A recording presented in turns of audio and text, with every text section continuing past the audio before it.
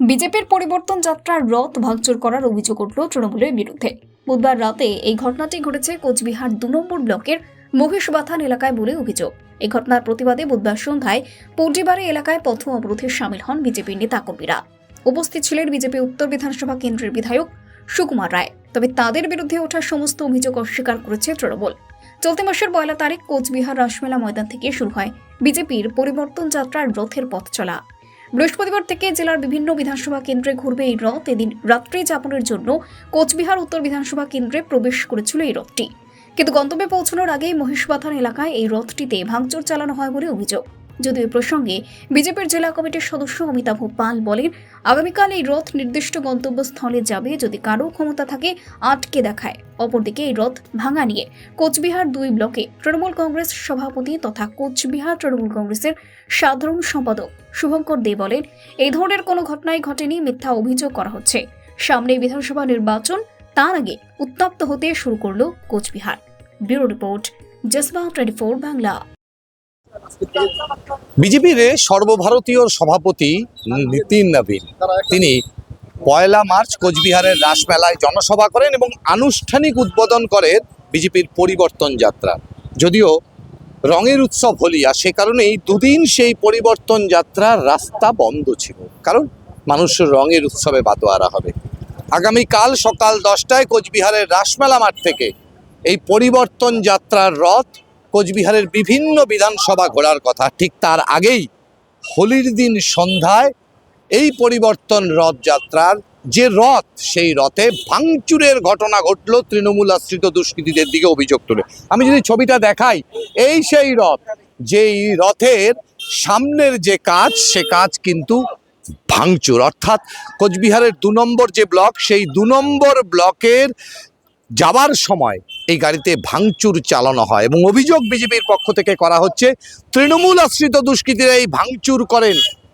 গাড়িতে ছিলেন বিজেপির কার্যকর্তা, তাকে মারধর করা হয়, গাড়ির যিনি চালক এবং গাড়িতে যিনি আরেকজন থাকেন তাকেও মারধর করা হয়।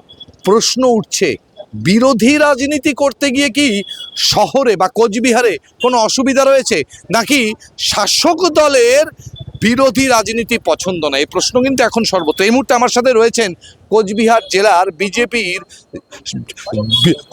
জেলা বিজেপি কমিটির সদস্য অমিতাভ পাল। আমি কথা বলবো, দাদা যদি একটু এখানে আসেন।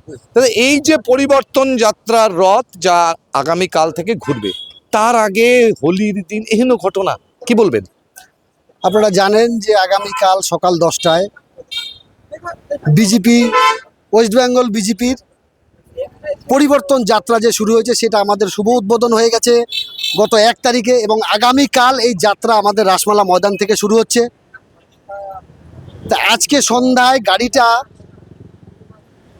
উত্তর বিধানসভায় যাওয়ার সময় তৃণমূল আশ্রিত কিছু দুষ্কৃতী এই গাড়িটাকে ভাঙচুর করে, আমি ক্যামেরাম্যানকে বলবো গাড়িটা দেখাতে, গাড়িটাকে ভাঙচুর করেছে এবং গাড়ির মধ্যে আমাদের বিজেপির কার্যকর্তা ছিল, তাদেরকে মারধর করেছে। গাড়ির ড্রাইভার ছিল, হ্যান্ডিম্যান ছিল, তাকে মারধর করেছে। এইভাবে বিজেপিকে ভয় দেখানো সম্ভব না। 2026-এ বিজেপি আসছে ক্ষমতায়, তৃণমূলটা ভয় পেয়ে গেছে। আগামীকাল 10টায় এখান থেকে যাত্রা শুরু হবে। এখান থেকে শুরু হয়ে খাগড়াবাড়ি হয়ে পুন্ডিবাড়ি হয়ে যাত্রা যাবে ঘোষকাডাঙ্গা, ঘোষকাডাঙ্গা থেকে মাথাভাঙ্গা, মাথাভাঙ্গা থেকে শীতলকুচি, শীতলকুচি হয়ে আবার আমাদের রাসমেলা মাঠে এসে যাত্রা শেষ হবে। তৃণমূল হারমাত বাহিনীকে আমি এটাই বলতে চাচ্ছি, যদি ক্ষমতা থাকে, যদি হিম্মত থাকে, তাহলে কালকে যাত্রার গাড়ি আটকে দেখাক। একদমই তাই। দেখো, বিজেপির পক্ষ থেকে কিন্তু বলা হচ্ছে, যদি ক্ষমতা থাকে তাহলে পরে এই পরিবর্তন যাত্রার রথ আটকে দেখাক। প্রশ্ন এখানে নয়, প্রশ্ন বিরোধী রাজনীতি করতে গেলে বিরোধীদের বারবার কেন হেনস্থার শিকার হতে হচ্ছে? তাহলে কি এ রাজ্যে বা এ জেলায় শুধু শাসকের রাজনীতি চলবে? এ প্রশ্নই এখন সর্বত্র। সামনেই বিধানসভা ভোট, উত্তর হয়তো তখনই পাওয়া যাবে। অপেক্ষার আর কিছুদিন। কোচবিহার থেকে কিংসুক দত্ত, জজবা 24 নিউজ।